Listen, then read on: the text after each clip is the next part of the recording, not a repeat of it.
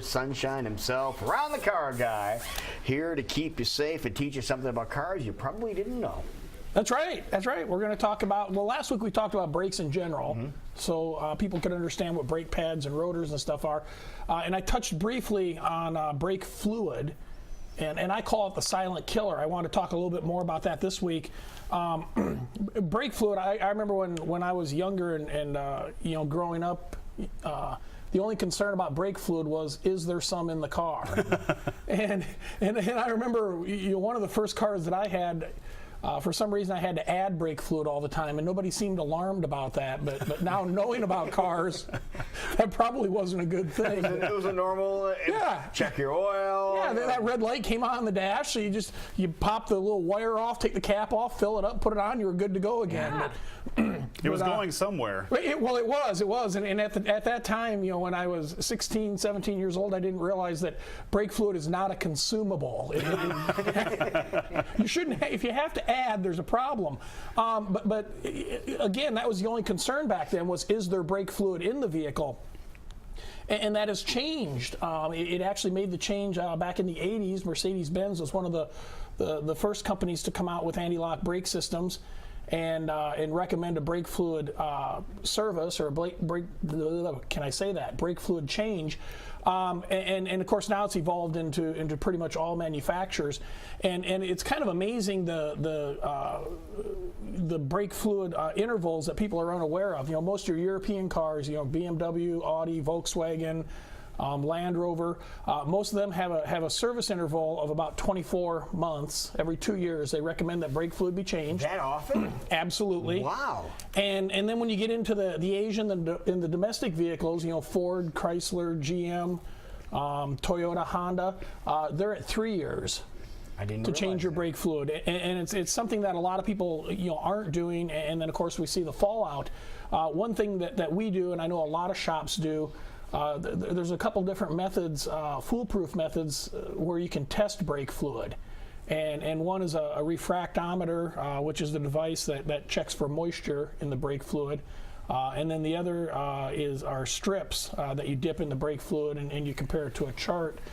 We use the strip method at my shop because what it's looking for is dissolved copper in the system. Is that what is eating up the brake fluid or destroying the brake fluid? No, the brake fluid's destroying the soft metals, the soft copper in the brake system. So if we start seeing dissolved copper in the fluid, then we know that there's an acid going on inside there, and we need to get it out of there so it don't damage expensive components. Okay. One of the properties with brake fluid is it's what they call hydroscopic. Mr. Science. So it attracts water? Exactly. It's like a sponge. Its job is to absorb moisture, and in doing that, it creates acid and other issues inside of there.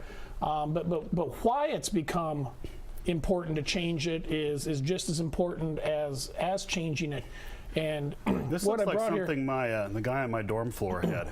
Is that because parts have become bigger and more heavy duty, or because the brake fluid isn't as strong as it used to be back in the day? Brake fluid, brake fluid's actually as good, if not better, than it used to be, but it's because we've added components to the brake system. We used to just have basic, you pushed on the brake pedal, it pushed fluid through, caused brake pads to apply, and it stopped. And then we came out with anti-lock brakes and traction control. And so what we've done is we've added components like this guy here to the brake system.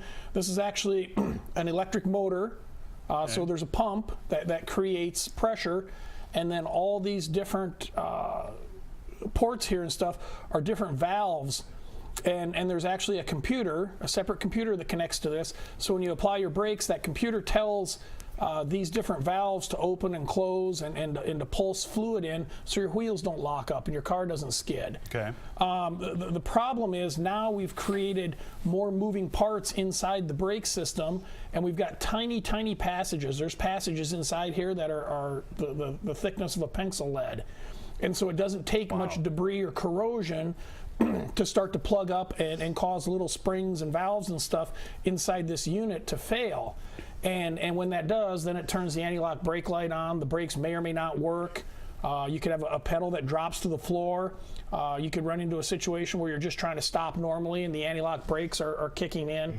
I don't know if you've ever heard on your vehicles with the anti-lock brakes, you apply the brakes in the wintertime when it's slippery out and you hear that buzzing, clicking. It goes, Yeah. What's it do? Yeah, it makes that noise. That's this guy here That's this doing here? that. Yep, Okay. yep, this assembly. And this component here, this is about $1,200 really? when it fails. And you're probably going to have another $200 or $300 in labor to replace it and flush the system out. And as you can see, Lou, what's that say, that sticker on there? Remanufactured. Yeah. This is a used one. This is a rebuilt one that's $1,200. Yeah. Wow. There's cars out there where the whole assembly is $3,000 or $4,000. Wow. And most often, the reason that these fail is because of contaminated fluid. Just eats it up from the inside? Absolutely. Yeah. Very rarely do we replace one of these where the fluid's fine and it's something else, a motor's burned out or something. It's almost always because of contaminated fluid, and yet so many people you don't talk What about are it. the intervals for changing your brake fluid? Because to be totally honest with you, You've probably never done I've it. never ever done I was it. going to say, you're think I thinking have about it. either. It's like I've had my vehicle probably 4 years now, and I don't remember ever changing Exactly. brake fluid. So is that one of those, like, we need to make an appointment right now and just get it Well- checked, or we need to be freaking out because Well, we're destroying our brakes? Don't freak I'm out. freaking out right now. I can tell. Don't freak out.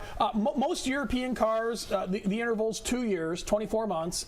And most domestic and Asian cars, it's 3 years, 36 months. But the reason they put that interval in is they're guessing that that's when the brake fluid could fail. Right.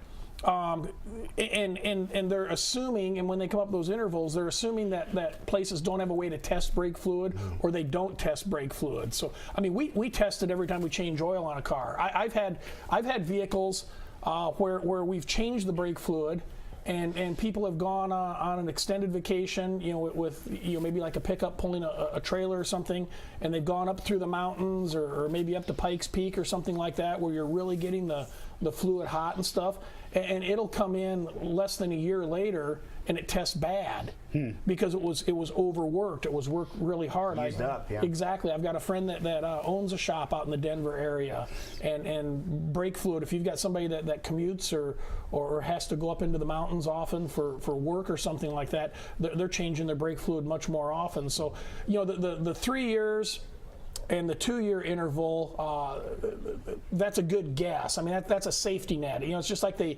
tell you to change your oil every 3,000 or 5,000 miles. Well, if you go 6,000 or 7,000, your engine's not going to blow up, but they tell you 3 or 5 because they don't want you to wait till 6 or 7. Right. The brake fluid's kind of the same situation. My recommendation is just have it tested. That's the best way to know.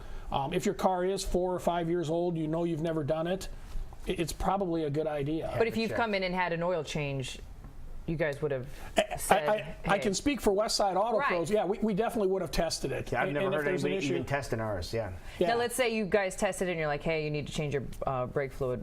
What would something like that run? it runs about $90. Okay. Far cheaper. You suck all the bad stuff out and put new stuff in. Yeah, actually, we've got a machine.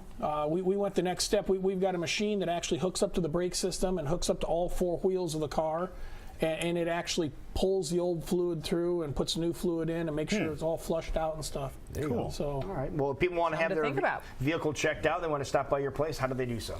they can come to Westside Auto Pros. We're at westsideautopros.com, conveniently located in Clive, Iowa. Beautiful Clyde. And if you're not sure about your brake fluid, just stop in and talk to Joe, Sean, or Heather. I mean, we can run out and test it real quick for It's you. just like a little, like you're testing a fish tank. Yeah, exactly. Okay. Exactly. That's a little test strip. We'll be happy to do that for you. All right. Perfect. Sounds good.